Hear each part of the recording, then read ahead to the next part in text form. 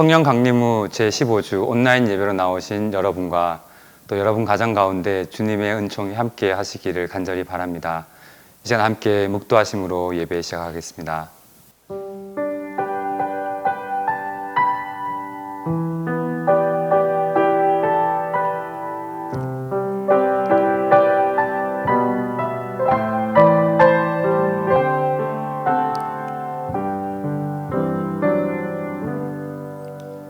하나님은 나의 주님이시니 주님의 긍휼하심을 나에게서 거두지 말아 주십시오. 주님은 한결같은 사랑과 미쁘심으로 언제나 나를 지켜주십시오. 이루 다 헤아릴 수 없이 많은 재앙이 나를 애워쌌고 나의 죄가 나의 덜미를 잡았습니다. 눈앞이 캄캄합니다. 나의 죄가 내 머리털보다도 더 많기에 나는 희망을 잃었습니다. 주님, 너그럽게 보시고 나를 건져주십시오. 나는 불쌍하고 가난하지만 주님, 나를 생각하여 주십시오. 주님은 나를 돕는 분이시오. 나를 건져주시는 분이시니 나의 하나님, 지체하지 말아 주십시오. 할렐루야, 아멘. 지난 한 주 위태롭고 큰 근심 가운데 있었던 저희의 삶을 주님 앞에 아뢰며 나아갑니다. 우리 마음의 무거운 짐을 주님 앞에 내려놓으며 주님의 긍휼을 구합니다. 주님의 구원과 위로의 손을 얹어주셔서 예배하는 이 시간 우리가 있는 모든 곳이 거룩한 곳으로 바뀌게 하여 주시고 거룩한 곳에서 드리는 예배로 인하여 우리의 삶과 우리의 이웃의 삶이 회복되는 기쁨을 누리게 하옵소서. 우리의 예배를 기뻐 받으실 예수님의 이름으로 기도드립니다. 이 시간 함께 찬송가 20장, 통일 찬송가 41장 찬양하시겠습니다.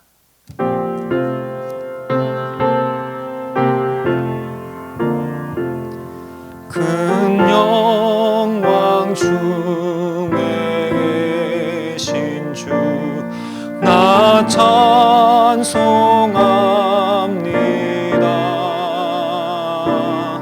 영원히 계신 주 이름 나 찬송합니다.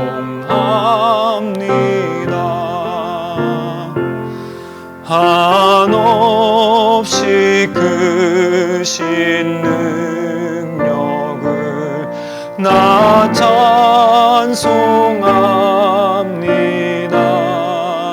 찬송합니다. 참되고 미쁜 그 언약 나 찬송합니다.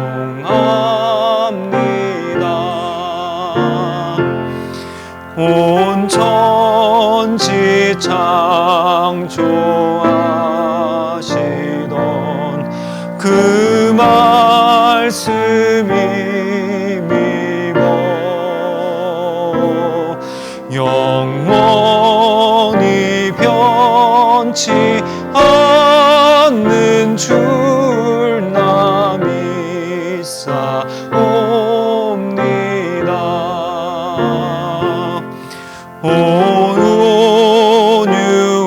온유하신 주음성 날 불러주시고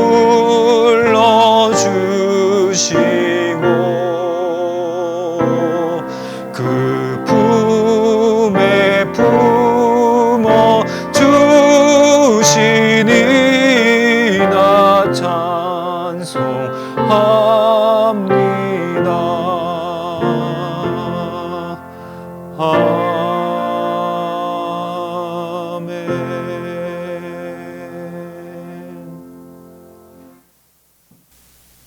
하나님, 지난 일주일 동안 수고하고 무거운 짐진 자들이 주님의 이름을 부르며 주님 앞에 나왔습니다. 당신의 거룩한 영이 각자의 다른 장소에서 마음 모아 기도드리는 성도들을 하나로 연결시켜 주시옵소서. 우리가 각자 떨어져 있는 곳에서도 한 마음으로 하나 되어 있다는 사실을 이 시간 경험하게 하옵소서. 그리하여 당신을 만나는 것이 바로 내 자신을 진실하게 대면하는 시간인 또한 깨닫게 하옵소서. 9.11 테러와 폭력을 겪은 지 19년 되는 지난주는 유난히 길어지는 코로나19로 인한 피해가 커지면서 피로 또한 누적되고 있습니다. 캘리포니아를 포함한 서부 해안은 크고 작은 수많은 산불로 인해 낮과 밤이 구별이 되지 않는 잿빛 이상 현상을 겪고 있습니다. 마치 땅이 혼돈하고 공허하며 어둠이 깊음 위에 있었다라는 창세기 말씀이 생각납니다. 이 감당하기 어려운 혼란 속에서 어떻게 하면 길을 잃지 않고 이 땅 위에 이루어질 하나님 나라를 향해 계속 걸어나갈 수 있을지 고민 또한 깊어집니다. 하나님은 우리에게 하나님과의 관계 속에서 하나님을 사랑하고 이웃을 서로 사랑하며 살아가라고 당신의 외아들을 우리에게 보내시면서 가르쳐 주셨습니다. 그곳이 바로 하나님 나라가 아닌지요. 우리가 하나님 나라에서 살고 있어야 하는데 지금 우리가 살고 있는 것은 사방을 둘러봐도 슬픔과 답답함이 만연합니다. 나아갈 길이 보이지 않는 것 같은 막막함과 자주 직면하곤 합니다. 좌절감과 무력감에 짓눌려 한 걸음 내딛기도 어려운 순간이 잦아지는데 두렵기도 합니다. 하나님, 이 혼돈의 시대에 우리에게 참다운 빛과 등불이 되어 주시옵소서. 길이 보이지 않는 이 시대에 길을 잃지 않도록 우리를 도와주시옵소서. 그리하여 신앙이 우리 공동체를 살리고 도움을 주는 길이 되게 하옵소서. 이 사회에서 보호받지 못하고 부당한 차별받는 자들, 병화 가난 속에서 헐벗고 고통받고 외로워하는 이웃들, 거동이 불편하여 주위의 손길을 간절히 원하는 노약자와 장애자들, 저의 가까운 곳에도 수술 후 회복을 기다리며 어렵게 나아가고 있는 소망의 어르신들, 또 암 투병 후에 회복을 기다리는 우리 김진편 집사 등 많은 교우들, 특별히 젊은 성도로서 우리 교회에 봉사를 다하고 있던 신승현 형제가 수술 후에 이제 회복 중에 있습니다. 이 모든 곳에 임하시어 우리와 함께 슬퍼하시는 주님, 당신이 주신 지혜와 능력으로 당신의 뜻을 행할 수 있는 길로 우리를 인도하여 주시옵소서. 우리 공동체도 힘들고 어려운 시기를 겪고 있지만 그보다 거저받은 당신의 사랑을, 병든 자를 고치고 마음이 아파서 우는 자를 위로하고 강도 맞는 자에게 이웃이 되게 그들과 거저 나눌 수 있게 하옵소서. 세상 모두 사랑 없어 탄식하고 있을 때 먼저 믿은 우리가 주님 사랑 전하기를 혼자가 아니라 우리 공동체가 함께 그 길을 걷게 하시옵소서. 우리에게 더 큰 믿음과 인내와 용기를 주시며 함께 행하실 주님을 찬양하며 우리 주 예수 그리스도의 이름으로 간절히 기도드리옵나이다. 아멘. 이 시간 함께 찬송가 313장, 통일 찬송가 352장 찬양하시겠습니다.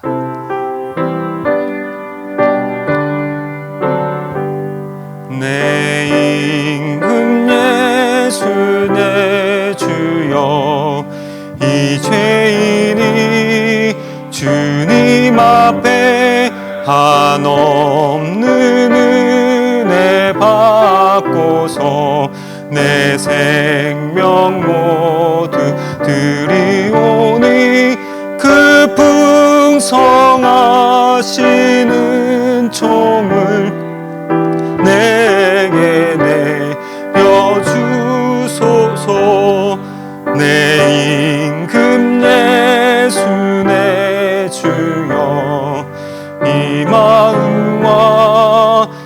천한 몸 그 복에 비록 앞주고 주 친히 사신 것이오니 나 이제 살아 주구나 주 뜻만 따라 살리라.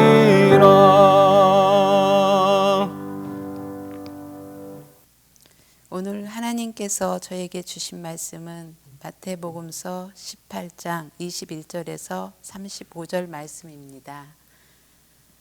그때에 베드로가 예수께 다가와서 말하였다. 주님, 내 형제가 나에게 자꾸 죄를 지으면 내가 몇 번이나 용서하여 주어야 합니까? 7번까지 하여야 합니까? 예수께서 대답하셨다. 7번만이 아니라 70번을 7번이라도 하여야 한다. 그러므로 하늘나라는 마치 자기 종들과 샘을 가리려고 하는 어떤 왕과 같다. 왕이 샘을 가리기 시작하니 10달란트 빚진 종 하나가 왕 앞에 끌려왔다. 그런데 그는 빚을 갚을 돈이 없으므로 주인은 그 종에게 자신과 그 아내와 자녀들과 그 밖에 그가 가진 것을 모두 팔아서 갚으라고 명령하였다. 그랬더니 종이 그 앞에 무릎을 꿇고 참아 주십시오. 다 갚겠습니다 하고 애원하였다. 주인은 그 종을 가엾게 여겨서 그를 놓아주고 빚을 없애 주었다. 그러나 그 종은 나가서 자기에게 100데나리온 빚진 동료 하나를 만나자 붙들어서 멱살을 잡고 말하기를 내게 빚진 것을 갚아라 하였다. 그 동료는 엎드려 간청하였다. 참아주게, 내가 갚겠네. 그러나 그는 들어주려 하지 않고 가서 그 동료를 감옥에 집어넣고 빚진 돈을 갚을 때까지 갇혀 있게 하였다. 다른 종들이 이 광경을 보고 매우 탁하게 여겨서 가서 주인에게 그 일을 다 일렀다. 그러자 주인이 그 종을 불러다 놓고 말하였다. 이 악한 종아, 내가 애원하기에 나는 너에게 그 빚을 다 없애 주었다. 내가 너를 불쌍히 여긴 것처럼 너도 내 동료를 불쌍히 여겼어야 할 것이 아니냐. 주인이 노하여 그를 형무소 관리에게 넘겨주고 빚진 것을 다 갚을 때까지 가두어 두게 하였다.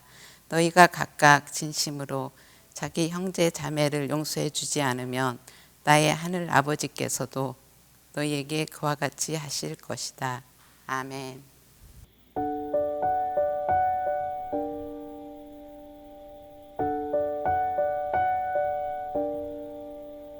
나 예수께 조용히 나가 내 모든 짐 내려놓고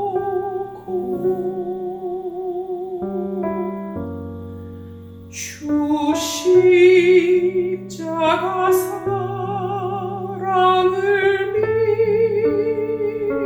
믿어 죄사함을 나 받으라. 주 예수의 은혜를 입어 내 슬픔이 없어지리. 내 이웃을 늘 사랑하여 너 받은 것 거저 주라.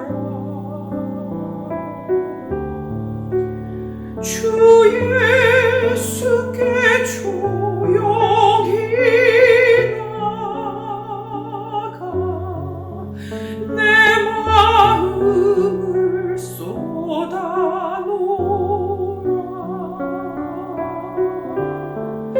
늘 은밀히 보시는 주님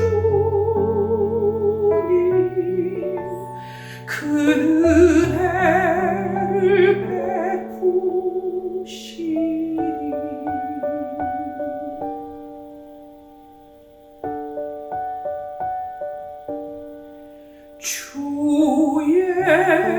술을 친구로 삼아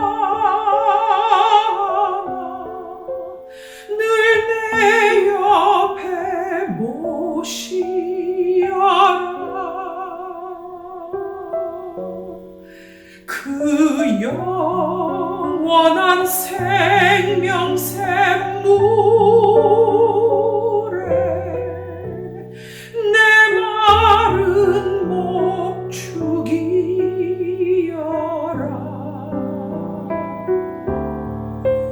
주 예수께 조용히 나가 내 마음을 쏟아놓으라.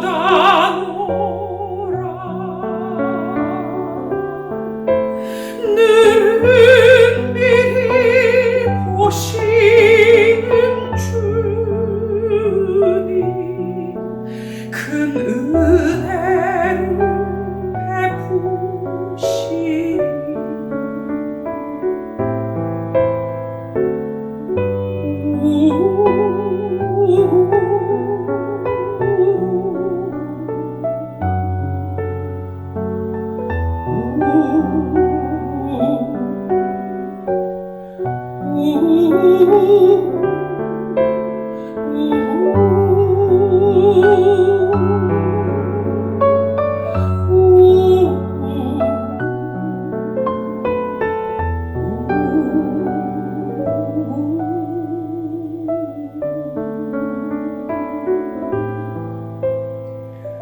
주 예수께 조용히 나가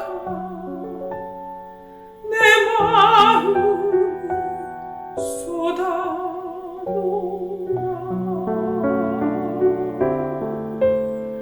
늘 은밀히 보시는 주님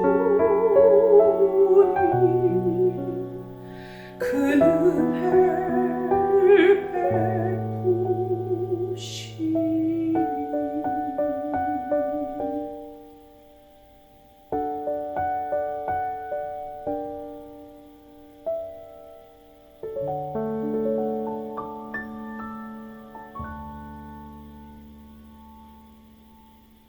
우리 함께 평화 인사를 나누기 원합니다. 주 예수 그리스도의 은혜와 평화가 옆에 분을 향해서 함께하기 원합니다. 이런 마음으로 인사 나누겠습니다. 주 예수 그리스도의 평화가 함께하기 원합니다.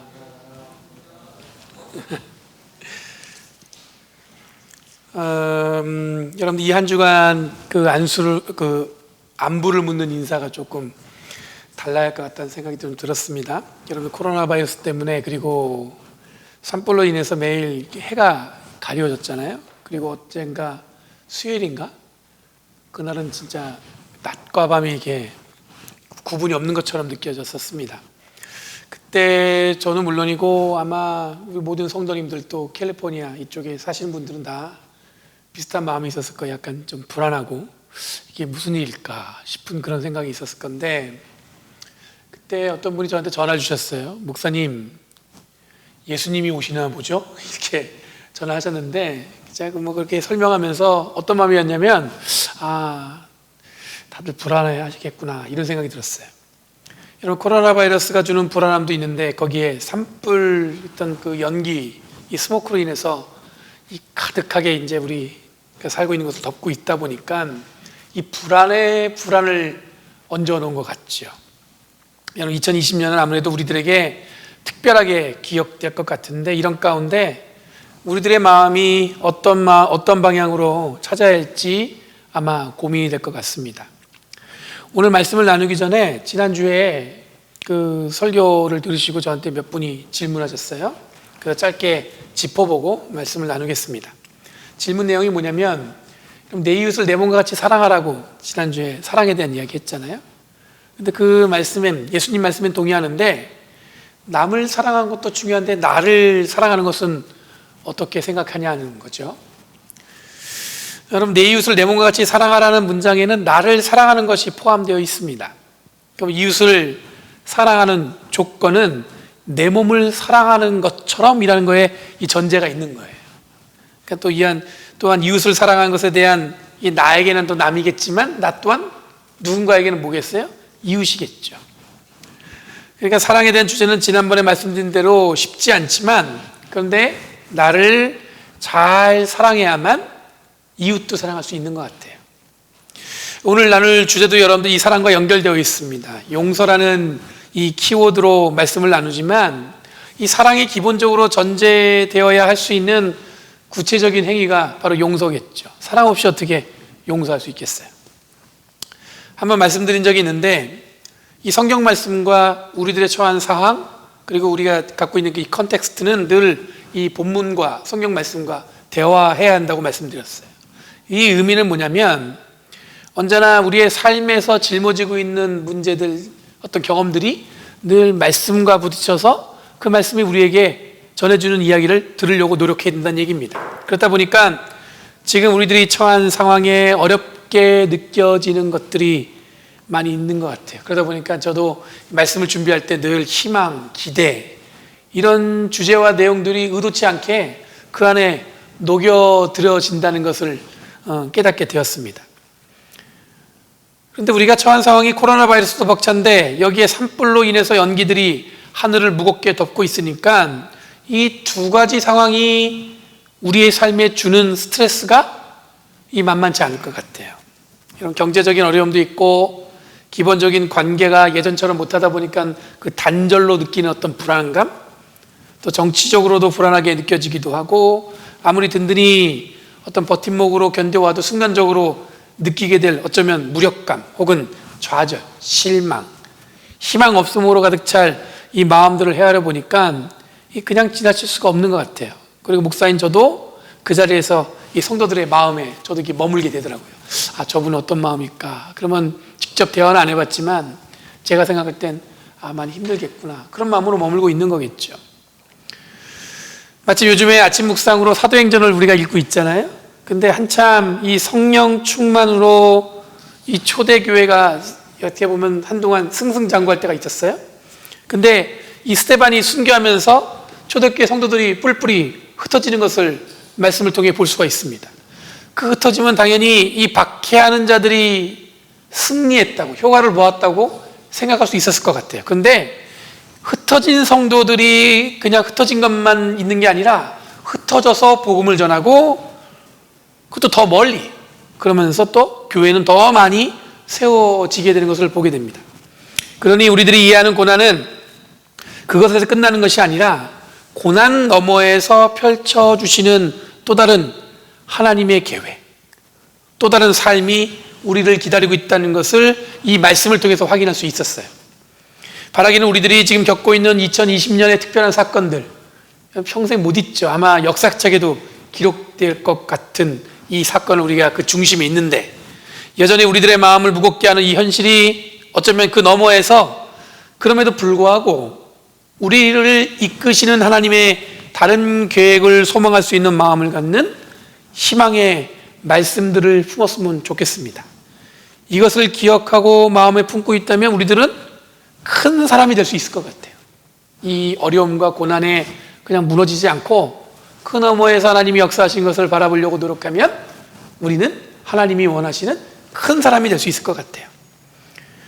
오늘 나눌 말씀을 통해서 저는 또한 우리의 존재 영역을 좀 더 확장함으로 그리스도인의 큰 마음을 갖는 큰 사람이 되는 영적 여정에 우리가 있음을 깨닫고, 확장된 은혜의 삶, 지금까지는 여러분들 우리가 평범하게 살았을 때는 지금 있는 걸로 좋겠잖아요. 그런데 그 너머의 은혜는 우리가 계속 찾으려고 노력해야 되는 것 같아요. 그러니까 그 너머의 은혜를 통해서 우리의 은혜의 영역이 좀 더 어떻게 해요? 확장되어서 하나님의 은혜를 더 깊이 경험하며 살아가는 저와 여러분이 되기를 간절히 바랍니다. 여러분, 교회는 여전히 이 땅의 희망이 되어야 하고, 성도는 계속해서 하나님의 사랑을 실천함으로써 예수 그리스도의 복음을 전하는데 힘써야 하는 것이 지금 이 시대 우리의 사명임을 기억했으면 좋겠습니다. 오늘 본문에 보면은 베드로는 이 자기 이해하는 용서의 범위를 예수님께 인정받기 위해서 던진 질문으로 오늘 본문을 시작하고 있어요. 예수님이 앞선 본문에서 용서에 대해서 가르치셨어요. 그랬더니 베드로는 아마 스스로는 한 7번 정도는 용서할 수 있음을 예수님께 아주 자신 있게 고백한 것 같습니다.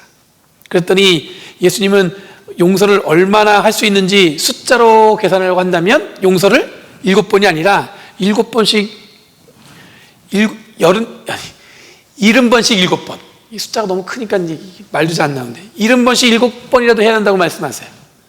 70번씩 7번 한다는 것은 계산해 보니까 490번을 용서한다는 얘기예요. 그럼 그 얘기는 무슨 얘기냐면 사실상 끝까지 용서란 얘기예요. 그러니까 베드로가 이 자랑하고 싶었던 용서의 마음은 예수님의 눈높이에 볼 때는 뭐예요? 턱없이 부족한 숫자인 것이죠. 예전에 어떤 집사님이 어떤 분이 이렇게 한국에서 이렇게 교환 교수로 여기 오셨나 봐요, 미국에. 그래서 함께 뭐 이렇게 골프를 칠 기회가 있었는지 같이 이제 골프를 이렇게 파트너가 돼서 이렇게 골프를 치셨나 봐요. 이러면 사람이 처음에 관계하면 여러분들 보통은 이 겸손함으로 시작하잖아요. 근데 뭔가 이렇게 부드럽게 관계가 연결되지 않았는지 뭔가 뻣뻣하게 느껴졌나 봐요. 그래서 이 집사님이 저를 보자마자 신나는 톤으로 말씀하시는 거예요. 목사님, 오늘 제가요 어떤 누구를 만났는데 그분이 좀 이렇게 뻣뻣해요 이러면서 하는 얘기가, 그래서 제가 한 방 먹였잖아요. 이걸 자랑하면서 얘기하시는 거예요.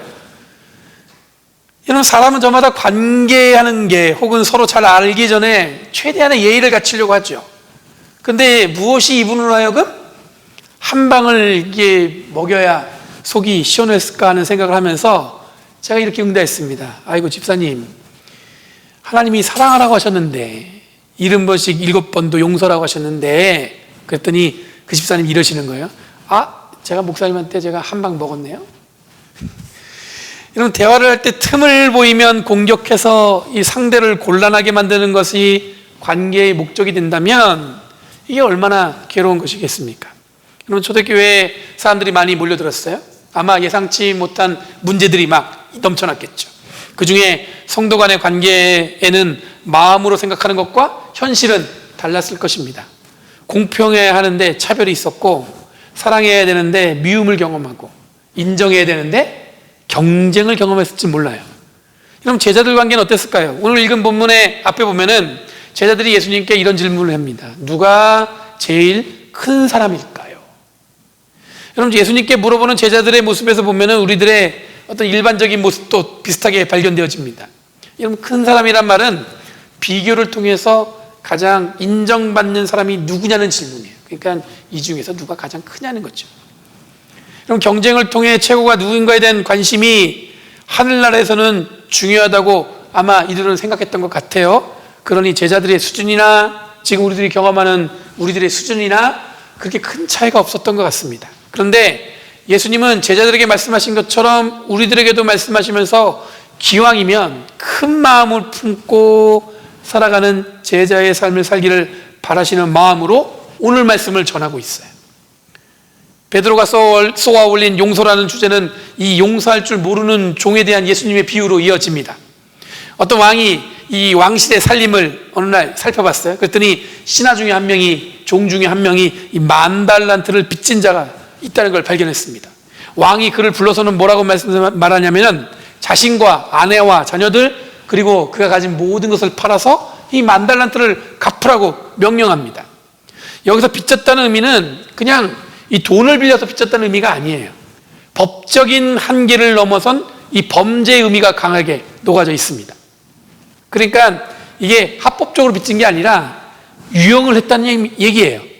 이것을 왕이 발견하고는 빚을 독촉한 것이 아니라 지금 그 신하를 불러놓고는 뭐냐면 징계를 이야기하고 있는 것입니다. 그래서 보면은 그 징계의 수준이 굉장히 무시무시해요. 본인을 팔고 아내도 팔고 자식도 팔아서, 그리고 네가 가지고 있는 모든 걸 팔아서 어떻게 하라고요? 이 10,000달란트를 갚으라는 거예요. 이 두려운 징계 앞에 이 신하가 간절히 애원했습니다. 다 갚을 테니까 그 징계만 어떻게 해달라고요? 참아주세요. 이에 왕이 불쌍히 여겨서 그를 놓아줬습니다. 그 빚도 탕감해 주었습니다. 그럼 이것은 전적인 용서의 행위죠. 여러분, 죄를 지어서 징계를 내리는 왕이 간절히 애원하며 갚겠다는 종에게 징계도 철회하고 빚을 갚을 필요 없다고 이야기한 것은 죄인이 마땅히 갚아야 할 책임을 완벽하게 제거해 준 전적인 용서의 행위라고 할 수 있죠. 단순히 그 징벌만 없앤 게 아니라 그 빚도 다 그냥 탕감해 준 거예요.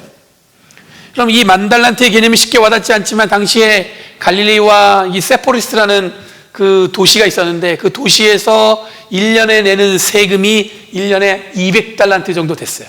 대충 짐작해 보면 당시 두 개의 도시에 50배 되는 세금을 이 종이 착복한 거예요. 엄청난 돈을 가져간 겁니다. 근데 왕이 이걸 어떻게 한 거예요? 용서했습니다. 용서받은 종이 길을 가다가 자기에게 100데나리온 빚진 동료를 만났습니다. 그러자마자 멱살을 잡고 내게 빚진 것을 갚으라고 윽박지릅니다.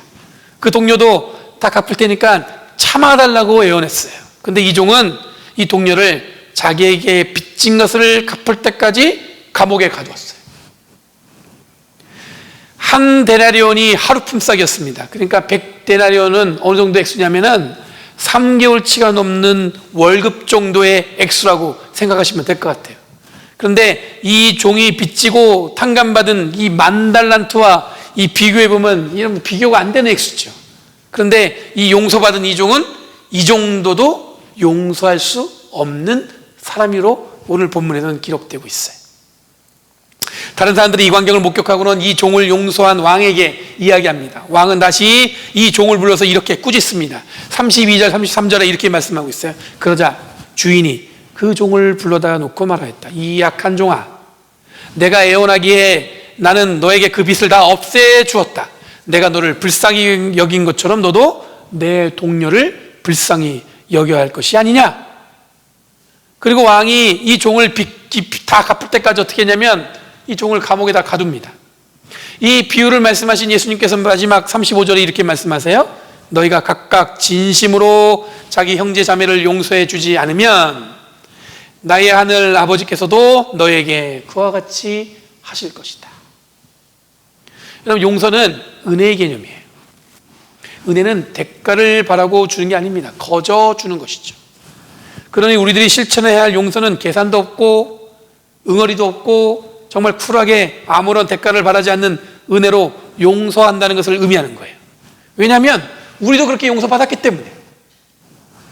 여러분, 용서에 대한 잘못에 대한 이 용서는 죄에 대해서 혹은 잘못에 대해서 혹은 실수에 대한 대가를 받지 않고 하나님이 우리를 사랑하시는 것을 상징적으로 보여주는 개념입니다. 우리가 인간적으로 용서했냐 용서 안 했냐 그 문제에 앞서서 우리가 오늘 봐야 될 용서의 개념은 하나님이 우리를 전적으로 용서하셨다는 개념이 그걸 이해하는 것이 먼저 앞서야 되는 얘기예요.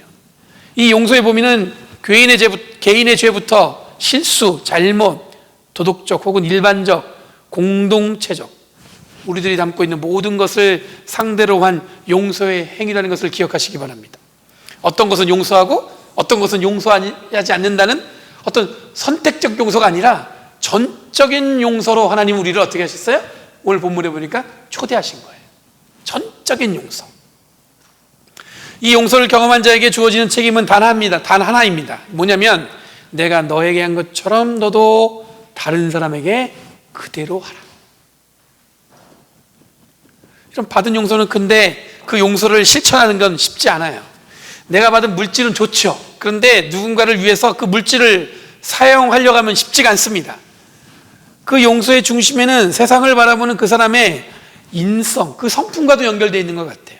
얼마 전에 어떤 목사님하고 이야기를 나누는 중에 앞으로 목회자에게 필요한 것은 좋은 학위도 아니고 좋은 백그라운드도 아니고 목회자의 인성이 그게 필요한 시대라는 것을 이야기 나눴어요.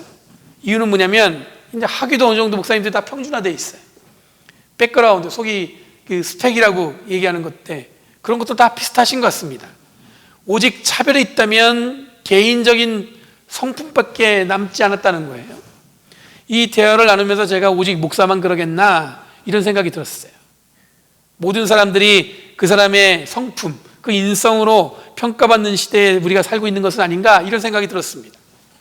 그러면 오늘 말씀은 좋은 인성을 가져야 한다? 이게 결론일까요? 그게 아니라 좋은 인성을 가진다는 것은, 좋은 성품을 가진다는 것은 자기가 받은 용서가 어떤 의미인지 정확하게 아는 거예요. 즉 주인이 종에게 베푸는 용서의 은혜가 곧 내가 받은 은혜를 꼭 다른 사람에게 베풀어야지 하는 이 삶의 변화가 그 안에서 일어나야 된다는 얘기예요. 그러니 용서는 우리를 새로운 삶의 방향으로 이끄는 그런 힘이 되는 줄 믿습니다. 그러니까 용서를 내가 받음으로써, 내가 용서를 함으로써 우리는 어떻게 되는 거예요? 우리의 삶의 방향이 지금까지 저쪽으로 갔다면 다른 방향으로 완전히 정한 거죠. 이거를 여러분들 우리가 기독교 용어로 얘기하면 회개라고 표현합니다.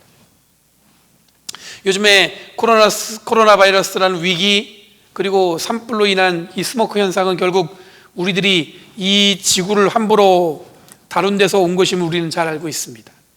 어떤 학자들은 지구의 빙하기가 어느 날 갑자기 온 것이 아니라 서서히 그 징조가 있었을 텐데, 결과적으로 오랫동안 지구의 모든 생명이 제거되었던 이 지구의 역사를 언급하면서 이번 사태를 진단해요.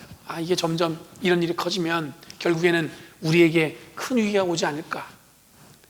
그럼 잘 아시겠지만 한동안 환경 문제에 심각했던, 민감했던 시기가 있었습니다. 제가 막 20살 언저리에는 환경 때문에 여러분들 콘서트도 열고, 환경 때문에 교회의 모든 주제는 창조 세계를 보호하자는 그런 주제였었어요. 그런데 그런 책임들이 강조되어졌고 그걸 위해서 우리가 노력했었는데, 이런 책임들과 이런 어떤 이 관심들이 이 교회의 교세가 점점 줄어들면서 뒷전으로 밀려나게 되었습니다. 우선 교회가 부흥하고 나서 이런 전제가 앞서다 보니까 정작 중요한 것들은 다 어떻게 되냐면 우리의 책임들은 다 뒤로 밀려나기 시작했죠. 꽁 잡는 게 매란식의 이 교회 성장주의에만 이 사람들이 에너지를 쏟기 시작했어요. 무엇을 하든 이 성장, 교회만 그런 게 아니었죠. 경제도 마찬가지였어요. 경제 활성화만 된다면 신자유주의 물결에 전 세계가 들썩거렸습니다. 그리고 오늘날 세상은 경제적 이익 앞에 정치도, 사회정의도, 인류가 세워온 중요한 가치도 다 뒷전으로 밀려나기 시작했습니다. 여러분, 요즘에 신학교에 학생들이 오지 않는다고 그래요. 그러다 보니까 학교가 어려워졌어요. 그러니까 학교를 팔기도 하고 통합하기도 하고, 심지어 그 건물을 다른 장교회, 다른 종교에 이 건물을 팔거나 장기 임대를 주는 등 이 경제적 위기에 이 신학교도 두 손 두 발을 드는 것을 보면서 결국엔 이 돈이 모든 것의 우선순위에 있는 것처럼 보이게 되는 것 같습니다. 대통령을 뽑아도 뭐예요? 경제만 살릴 수 있다면, 사람을 관계해도 이익을 볼 수 있는 그런 이런 변화 속에 우리들이 순수하게 신앙을 지키고 사랑을 실천하고 그럼에도 불구하고 작은 것이 아름답다고 이야기하면 이게 얼마나 순진해 보이고 이 세상 물정 모르는 것처럼 보이겠어요. 그런데 그 결과는 어떠냐면은 환경은 계속해서 망가지고 회복할 가능성이 있을지 모를지 그런 위기에 우리들이 노출되어 있습니다. 코로나 바이러스가 여러분들 박쥐에서 왔다고들 얘기합니다. 근데 그 이유는 뭐냐면 인간이 점유한 땅이 점점 늘어났어요. 점점 개발을 하기 때문에 자연으로, 습속으로 그 개발의 영역이 넓어지다 보니까 숨겨져 있던 그 바이러스들이 노출되면서 이런 일이 벌어진 거예요. 결국엔 뭐냐면 인간의 욕망이 원인이지 이 박쥐가 원인은 아닌 거예요. 사람들이 가지 말아야 할 곳까지 그 가서 개발을 하면서 이런 문제가 시작됐다는 거죠. 저는 이 상황에서 저는 아이들에게 굉장히 미안하다는 마음이 들었습니다. 지금까지 내가 살아오면서 누리던 것들을 우리 아이들은 굉장히 제한되어진 거예요. 생각해보면 중학교 때, 고등학교 때 큰 추억들이 많죠. 근데 아이들이 거의 6개월 이상 집에만 머물고 있습니다. 그러면서 약간 미안한 마음이 들었어요. 이런 어려움이 잠깐일 거라 생각했으면 좋겠는데 아무래도 이 벌어진 상황을 보니까 이 짧게 끝날 것 같지는 않아요. 우리들은 여전히 이 세상의 주인인 것처럼 살아가면 이런 위기는 언제든지 경험하게 될 것 같습니다. 우리들은 빚진 자들이에요. 누군가의 희생으로 우리가 밥상에서 음식을 먹고 있고, 누군가의 노력에 의해서 우리가 공기를 마시고, 누군가의 노력에 의해서 경제 활동을 할 수가 있습니다. 내가 혼자서, 내가 잘나서 이런 것들을 여러분들 나에게 그냥 주어진 게 아니란 얘기예요. 누군가의 도움, 누군가의 희생. 그렇기 때문에 우리는 늘 뭐예요? 빚진 자들이란 얘기입니다. 하나님이 우리를 사랑하셔서 이 땅의 많은 생물들과 함께 살아가라고 명령하셨습니다. 사람이 특별하다고 이들을 함부로 다룰 권한이 없어요. 하나님이 이 세상을 이처럼 사랑하셔서 독생자 예수 그리스도를 우리에게 보내주셨다고 말씀하셨어요. 인간만 사랑한 게 아니라 이 세상을 사랑하셨다고 하나님은, 예수님은 분명히 말씀하고 있습니다. 그러니 우리는 태생적으로 어떤 사람들이에요? 빚진 자들입니다. 이 빚을 갚으라고 우리한테 말씀하지 않으시고 그냥 갚아주셨어요. 그리고 어떻게 했냐면 용서해 주셨어요.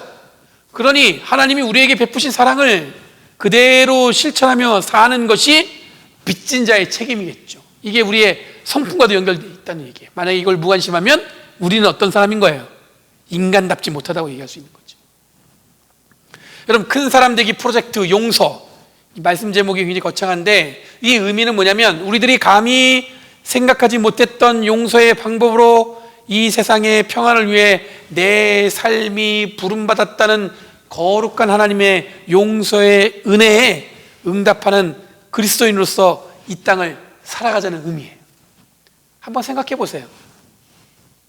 하나님이 우리를 얼마나 사랑하셔서 우리를 용서해 주셨어요. 다 용서해 주셨죠. 여러분, 뒷전에 밀린 것들을 다시 회복시키고 잊혀진 것들을 드러내 보여서 순진해 보이고 세상 물정 모르는 것일지 모르겠지만 우리들은 하나님이 우리를 용서하신 것처럼 이 용서의 책임을 이런 순진한 것들을 실천하는데 힘을 쏟자는 거예요. 손해보는 것에 인색하지 말고 희생하는 것에 주저하지 말고 아이들을 위해서, 세상을 위해서 우리들이 할 수 있는 것을 힘써 보는 것이 우리들이 지금 마땅히 해야 할 책임인 줄 믿습니다. 환경을 보호하기 위해서 지금까지 노력하셨다면 2배 더 노력하는 거예요.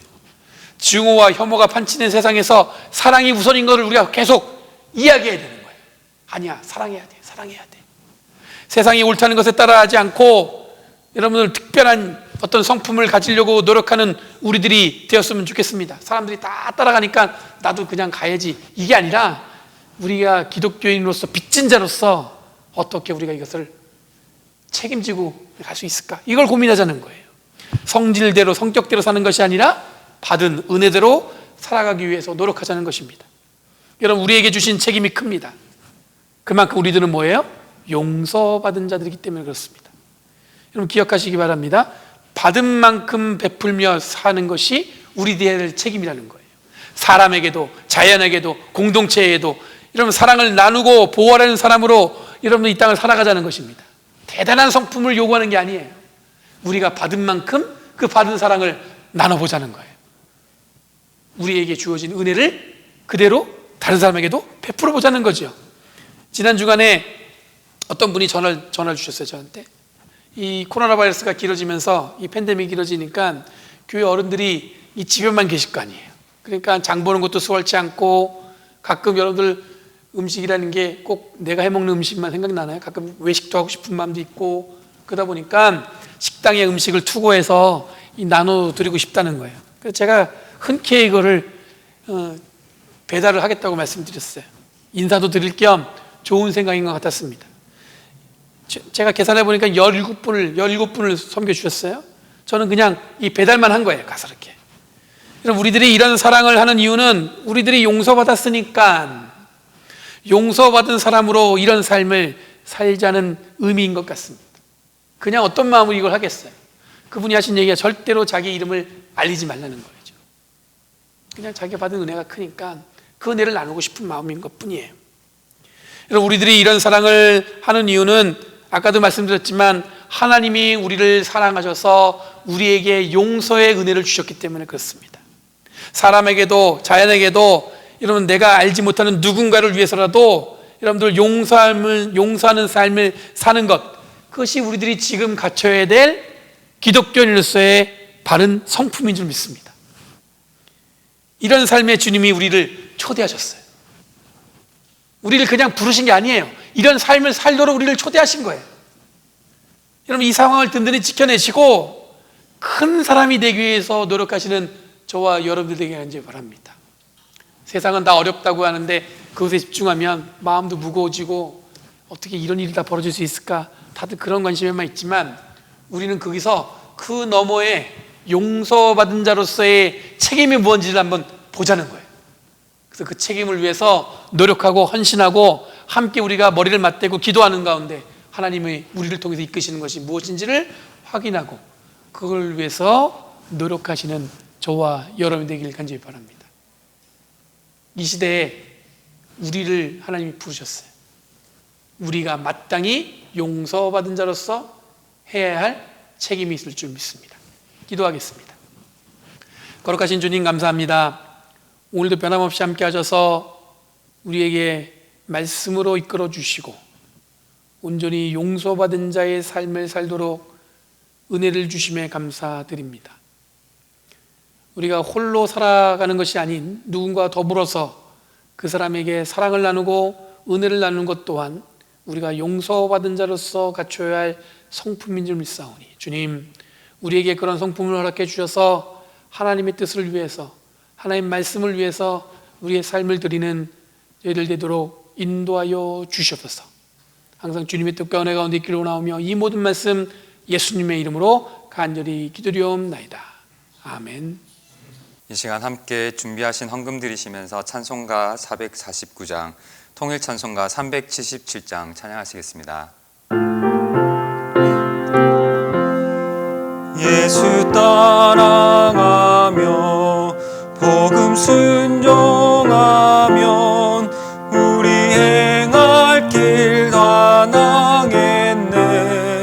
주를 의지하며 순종하는 자를 늘 함께 하시리라.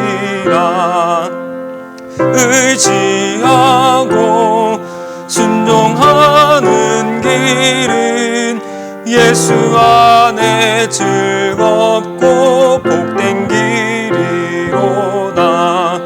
주를 힘입어서 말씀 잘 배우고 주를 모시고 사랑하세. 주를 의지하며 항상 순종하면 주가 사랑해 주시리라. 의지하고 순종하는 길은 예수 안에 즐겁고 복된 길이로다.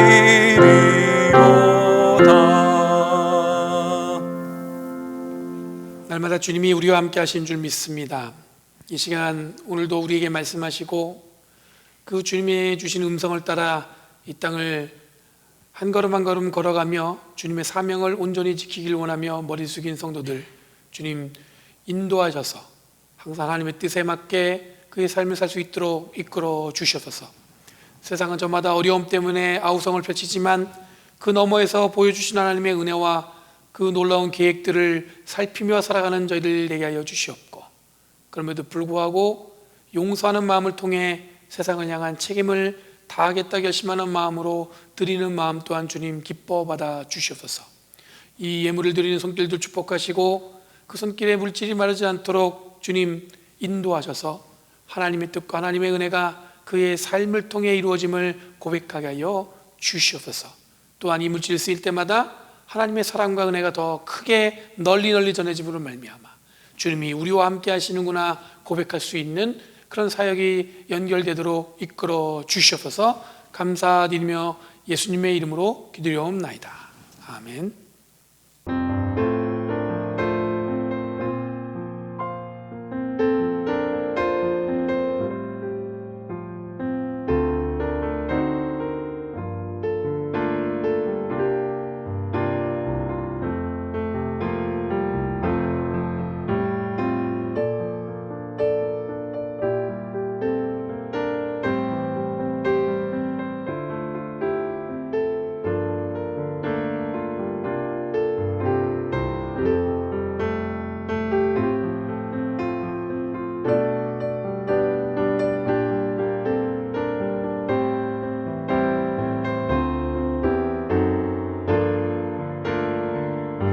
시간 교회 소식 나누도록 하겠습니다. 여러분들 지난주에 말씀드린 것처럼 온라인 예배를 라이브로 드리는 것은 9월 27일 주일부터 시작하도록 하겠습니다. 지금까지 계속 연습하고 트레이닝하고 있는데 잘 되고 있는 것 같아요. 여러분들 많이 위해서 기대해 주시고 27일 날 주일은 저희가 라이브로 예배 드리는 거 미리 말씀드리고요. 북가주 여성교회에서 바자회 9월 30일까지 진행하고 있으니까 여러분들 주보를 보시고 그 필요한 것들이 있으면 여러분들 그 여선교회 회장님께 또는 최정희 권사님께 여러분들 문의하시면 주문할 수 있습니다. 그 지난번에 우리 하려고 했던 그 바저회가 취소됐기 때문에 혹시 그때 물품을 신청하신 분들은 리펀해 드립니다. 그래서 혹시 못 받으신 분들은 여러분들 여선교회를 통해서 확인해 주시면 감사하겠습니다. 다음 주 주일날 예배 후에 오후 2시에 속장 인도자 교육이 있습니다. 좀 기억하시고 줌으로 있으니까 모든 속장 인도자 되신 분들은 참여해 주시면 감사하겠습니다. 교회 온라인 콘텐츠 좋아요, 구독 보니까 좋아요까지는 하시는데 구독이 뭔지 몰라서 못 하시는 것 같아요. 구독, 쉐어 뭐 이렇게 돼 있습니다. 그것까지 해주시면은 보는 분들이 2배, 3배 이렇게 되니까 많이 볼 수 있도록 해주시고요. 저 개인적으로는 많이 보는 게 저는 부끄럽습니다. 그런데 이거를 디자인하고 계획하고 준비한 그 디자인 팀이나 집사님은 이게 많아질수록 기쁘시대요. 아, 오늘 늘었구나. 그러니까 여러분들 많이 도와주시면 감사하겠습니다. 2020년 연애 주보를 참조해 주시고요. 수요 성경 공부가 이제 한 주 남았어요. 이번 주가 이제 마지막인데 다음 수요 성경 공부는 3주를 방학을 하고요. 트리니티 성경 공부 교재를 할 텐데 과목은 요한복음 사도행전을 공부하도록 하겠습니다. 그래서 교재가 오면은 여러분들 교재를 나누도록 하겠습니다. 교재 값은 한 권당 20불이에요. 그래서 책은 책값만 받겠습니다. 다른 걸 안 받으니까 여러분들 제가 어제 주문했거든요. 그래서 성경 공부 계속 하시는 분들 제 믿음에 의해서는 지금 하시는 분들 계속 하실 것 같고 더 오실 분들 생각해서 넉넉히 준비했으니까 많이 신청해 주시면 감사하겠습니다. 그래서 10월 14일 날 수요일 날 저희가 10시에 줌으로 요한복음 사도행전 공부 처음 시작하도록 하겠습니다. 좀 새벽 예배, 그다음에 선데이 스쿨, 유스, 청년부, 그다음에 모든 모임들이 줌으로 다 진행하고 있으니까 여러분들 참석해 주시면 감사하겠습니다. 이 시간 다 같이 축복송 부르시면서 같이 옆에 분들 축복하는 마음으로 같이 찬양하겠습니다.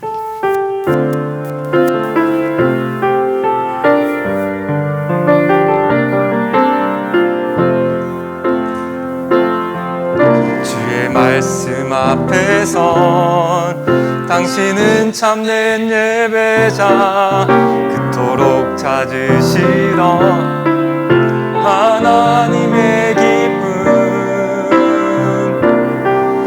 이 세상을 향한 거룩한 생명빛 되어 이 세상을 위한 구원의 소망 되어 영원한 하나님의 나라 함께 세워가리.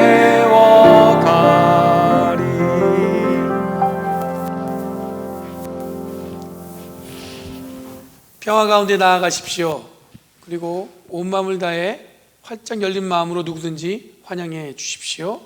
언제나 주님이 우리와 함께 하셔서 우리를 용서하시고 우리의 모든 것을 갚아주신 주님의 은혜를 사모하며 내가 너에게 한 것처럼 너희도 세상에서 그렇게 하라는 그 말씀을 붙들고 어디 있든지 간에 언제나 그런 책임을 가지고 하나님의 음성을 대신 우리의 삶으로 드러내 보이길 원하며 머리 숙인 성도들 머리 위에 성부 성자 성령 하나님의 놀라운 은혜와 축복이 영원토록 함께 하시기를 간절히 축원하옵나이다.